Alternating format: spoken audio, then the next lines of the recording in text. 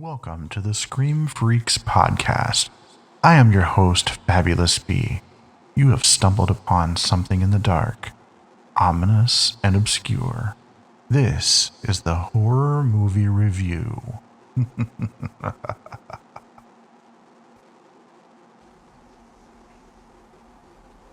Yeah, and so basically that's why I'm never allowed in El Salvador again. Dude, I'm telling you, man, midget hookers and tequila never mix well together. Yeah. Oh, hey, And- everybody. And PETA's upset about the donkey, but I mean, that's besides the point. Hey, you know, the midget donkeys. Oh, hey, everybody. This is Fabulous B and Captain Bill. with Scream Freaks. We're going to be doing the awesome classic from 1986. We're going to be reviewing Maximum Overdrive. Absolutely. Stephen King classic. And I'm telling you, every sense of the word. Stephen King has long been he's always been my favorite author. I mean, I collect hardback books, Stephen King books, if I come across them. You know, I think I was discussing this with Ethan a couple of weeks ago. We were talking about Stephen King, and I said that Stephen King is always, his movies wow me, his books bore me. So it's I've tried to read Really? Pet Sematary, I've tried to read Cujo, I've tried to read Christine, and I mean Christine being one of my all-time favorites of his. And I mean, there's not enough to me. There's not enough description. See, I'm the opposite. I mean, I enjoy the movies, but I really get into the books because basically I make my own movie in my head. You know what I mean? It's like I read something and I picture it a certain way. A perfect example was Salem's Lot. Right. When I read it, the guy I pictured as the main character in that looked nothing like who they had portrayed in the movies. So right. It's always. I always get a kick out of that. I have one question about Stephen King, though. What? Do you think when his kids were growing up that they ever asked him to read them bedtime stories? I sure as hell wouldn't. Yeah. Speaking of Stephen King, he was the opening actor in Maximum Overdrive. Yep. And if you noticed on the bank where it has the date and the time and the weather and fuck you, and I'm like, what? And then it zooms in on him at the ATM and it's calling him an asshole. Yeah, I actually didn't notice the fuck you. I remember that you're an asshole, and he flips his glasses up. Right? Hey. Yeah. So, there's a couple bits of interesting trivia about this movie, and a lot of people don't really realize that, for one, I want to, get the obvious out of the way, Emilio Estevez being Charlie Sheen's little brother. Yeah. So, I mean, Martin Sheen, you can't deny those three. Yep. Another one, too, was Yardley Smith. Was it Yardley Smith? Yeardley Smith. She was the young bride and probably in her early 20s during this making of this movie, which, like we said, 1986. So I'm listening to her and I'm like, oh my gosh, it sounds so much like. Of course, I had to get on the IMDb, and lo and behold, she's the voice of Lisa Simpson. Yep. Has been the entire time. Mm-hmm. We're talking The Simpsons got their start in what, in 88, 89? Oh, jeez. Yeah, probably. I mean, they started on the Tracy Ullman show. Yeah, the Tracy Ullman show. So, and so this movie has a bunch of really cool hidden Easter eggs. Mm-hmm. There's a lot of the voice actor, people that have gone on to be voice actors in like big video games like Red Dead Redemption. I don't know if you knew this, but the little kid that was on the bicycle, he was one of the voice actors for Red Dead Redemption. I did not know that. So, and I'm like, wow, that's really cool. Another thing, too, I noticed about that little kid was whenever he was riding away from everybody getting killed at his little league game, I had that very same BMX bicycle that he had. I think if you grew up in the 80s, you had that bicycle. Yeah.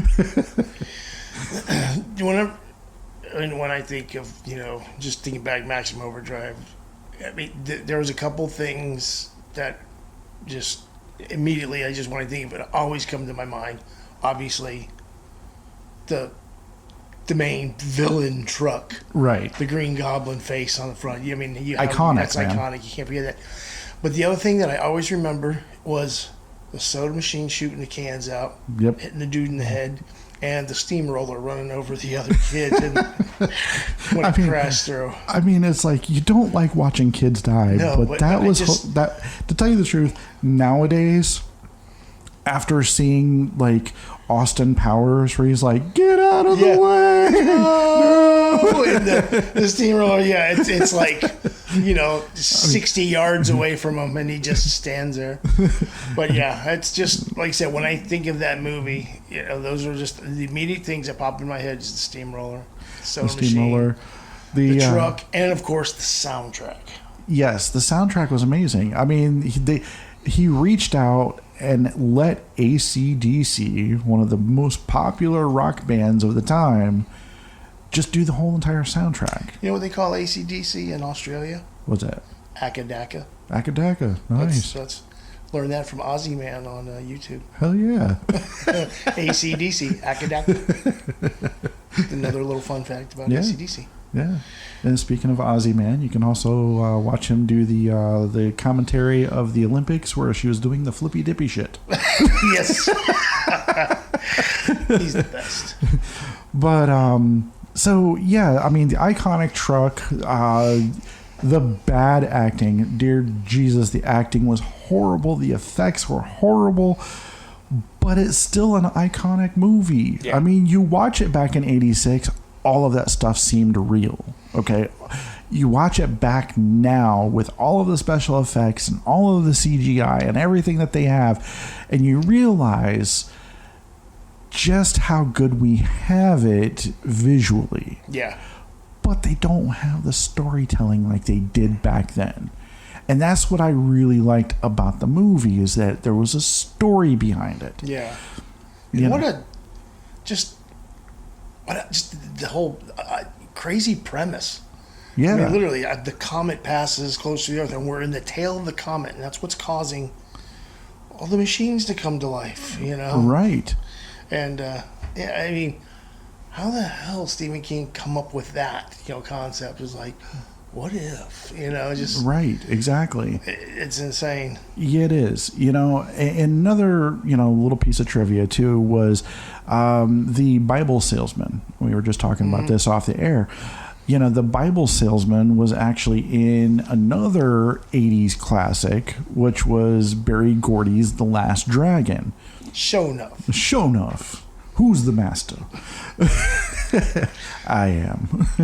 But, he was the main antagonist, bad guy underneath of Show Enough, obviously.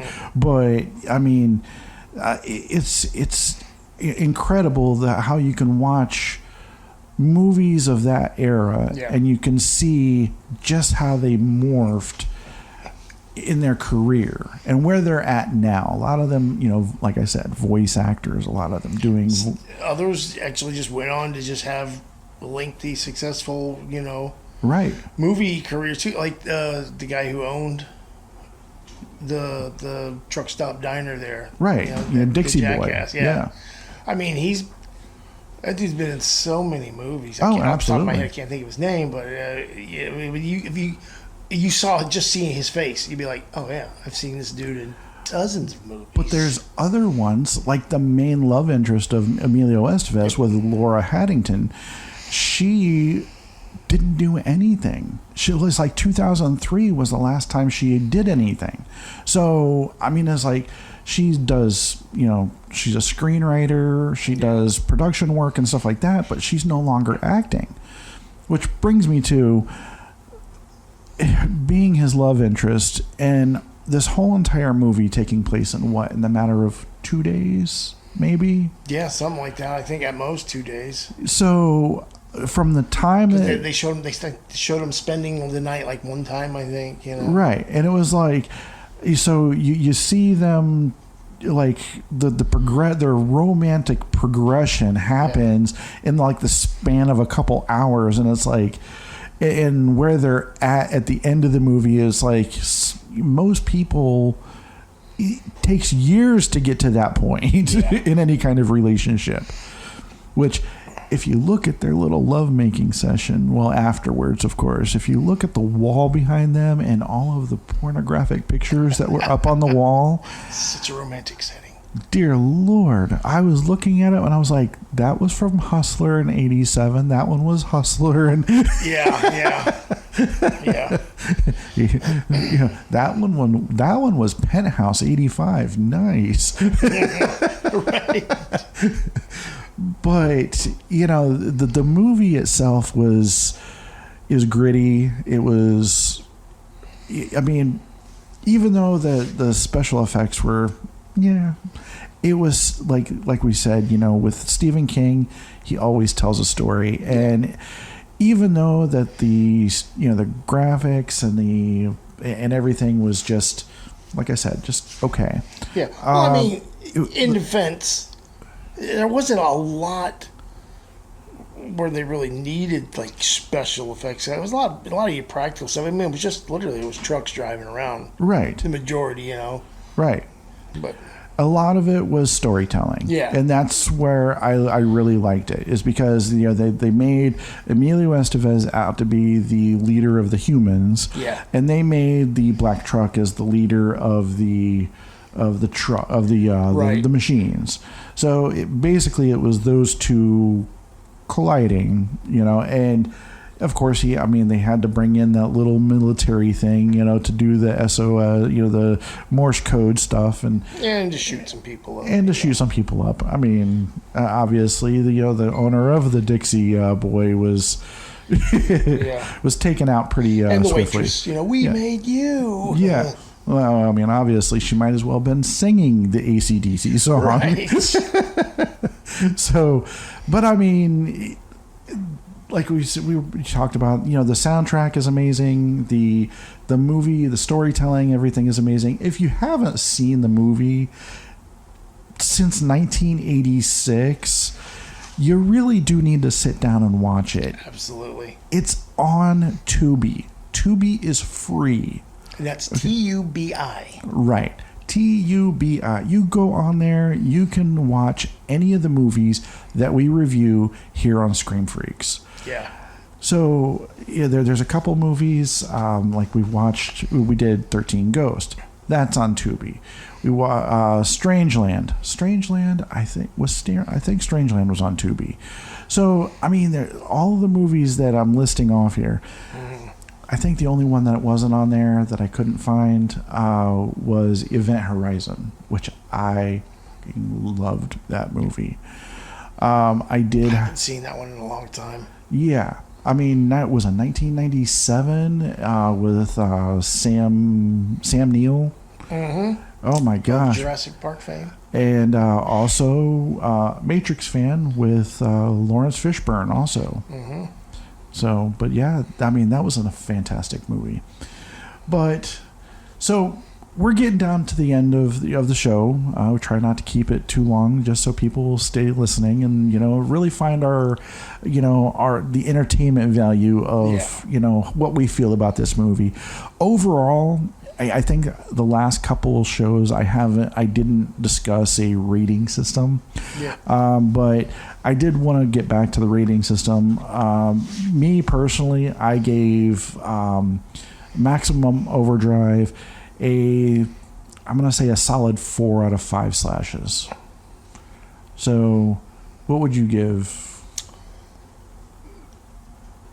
You know what? That's fair. I could get on board with that. 4 out of 5. Yeah. Yeah. When you factor into, everything, like you said, kind of a unique, cool concept, the soundtrack, the fact that Stephen King is my favorite author.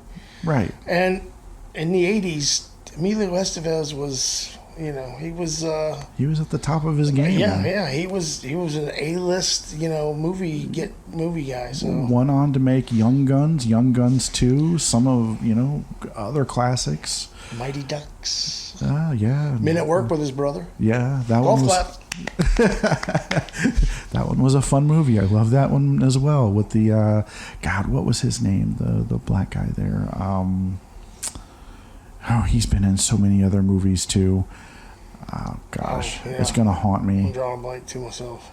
But anyways, all right, everybody. Thank you for tuning in to this week's of Scream Freaks. Mr. Captain Bill, thank you so much for joining me today. Oh yeah, I hope to be back for many more. Yeah, dude, I would definitely like, since I know you're a werewolf guy. Oh. Dude, I think American Werewolf in London, I think that one should be on our list of catching up and doing another show. American Werewolf in London, I'm going to be honest with you, it's not just my all-time favorite werewolf movie. Right. It's probably my top 3 all-time just favorite movies, period. Right on. Dude, it scared the shit out of me whenever I was a kid.